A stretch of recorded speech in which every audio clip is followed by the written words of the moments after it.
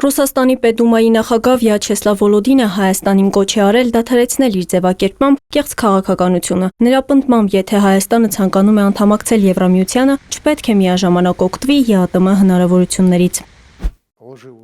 Եթե Հայաստանն օրենք է ընդունում Եվրամիությանն անդամակցելու իր մտադրության մասին, ապա ինչու եք օգտագործում ԵԱՏՄ հնարավորությունները, ինչու եք խաբում նրա անդամներին։ Սա ցինիկ եւ սխալ է Հայաստանի կողմից։ Հստակ ասեք, դուք գնում եք Եվրամիություն, գնացեք, բայց այդ դեպքում այստեղ արտոնյալ վերաբերմունքի կարիք չունեք։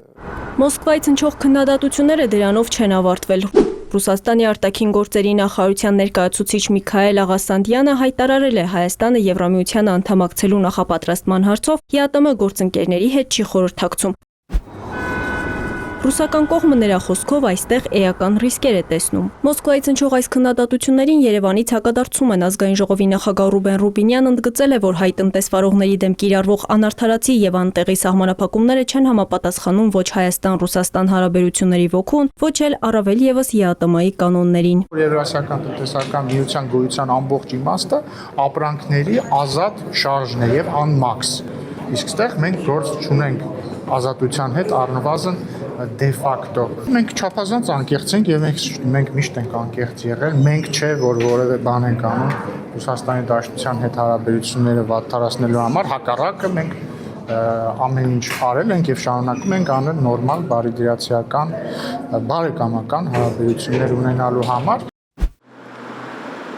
Ինչ վերաբերում է Եվրամիության անդամակցության թեկնածու դառնալու դիմումին, Ռուբինյանի դիտարկմամբ հայտնի փաստ է, որ հենց ԵԱՏՄ գործընկերներն են ամեն ինչ անում ու ջանում, որ Հայաստանը դա անի։ Նրանք անդադ ասում են, որ մենք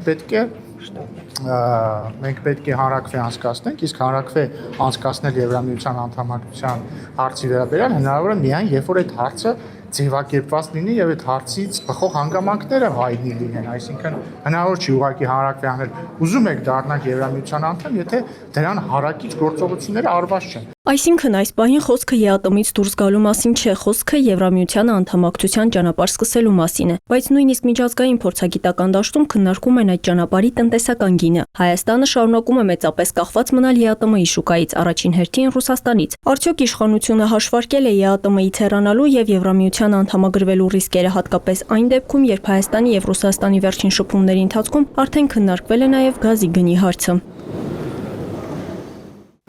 Հայաստանի Հանրապետության համապատասխան անվտանգային նաև մարմինները ուսումնասիրում են բոլոր հնարավոր վնասները, բայց մենք կարծում ենք, որ մենք չենք սպառել Ռուսաստանի հետ դիվանագիտական ուղով խնդիրները հաղթահարելու ճանապարհները։ Ռուսաստանի գործընկերների հետ խոսակցությունը շարունակվում է, խոսակցությունը բարդ է, բայց անկեղծ, եւ ես կարծում եմ, որ ԵԱՏՄ շրջանակներում այս հիմնական հարցերը պետք է հանգուցալուծվեն։ Ռուսաստանից էլ են նշում, փորձագետներն էլ են նշում, ասեմ ավելին մենք էլ ենք նշում, որ որևէ պետություն միաժամանակ չի կարող լինել երկու մաքսային միություններում եւ ըստ էության դիվերսիֆիկացման օրակարգ այսպես առաջ տանող քաղաքական ուժը պետք է նաեւ այս մասին պատրաստ լինի առնվազն խոսելու։ Բայց եթե Հայաստանի համար Եվրամիության ճանապարհը ենթադրում է տնտեսական ու քաղաքական ռիսկեր, մյուս կողմում էլ հարց է, արդյոք Եվրամիությունը պատրաստ է ընդունել Հայաստանին եւ արդյոք Երևանը ստացել է դրա մասին որևէ կոնկրետ ազդակ։ Եվրամիությունը գործընկեր է վստահելի, ով արձագանքել է Հայաստանի համար ամենաբարդ փուլերում երկու կարևորագույն մարտահրավերներին։ Առաջինը սահմանային լարվածության ընթացքում մեզ ուղղել է դիտորդական առաքելություն, եւ երկրորդը դուք գիտեք, ընտրությունների ընթացքում միայն մենք չէ, որ խոսում էին հիբրիդային գրողների, հիբրիդային պատերազմի փորձերի մասին, եւ թույլ տվեք ասել, որ Եվրամիությունը այն վստահելի գործընկերն էր, որը շատ սեղմ ժամկետներում Հայաստան ուղարկեց երկրորդ առաքելությունը, որը մեզ օգնեց հաղթահարելու կամ մասամբ հաղթահարելու այս մարտահրավերը։ Քաղաքացիական պայմանագիր խմբակցության պատգամավոր Սոնա Ղազարյանը նկատում է, Եվրամիությունը շատ հստակ արձագանքում է այն դժվարություններին, որի առաջ կանգնած է Հայաստանը, եւ ԵՄ-ի հետ գործընկերությունը չի սահմանափակվում միայն խորհրդարանական համագործակցությամբ։ Մարինե Դվոյան, Հորիզոն։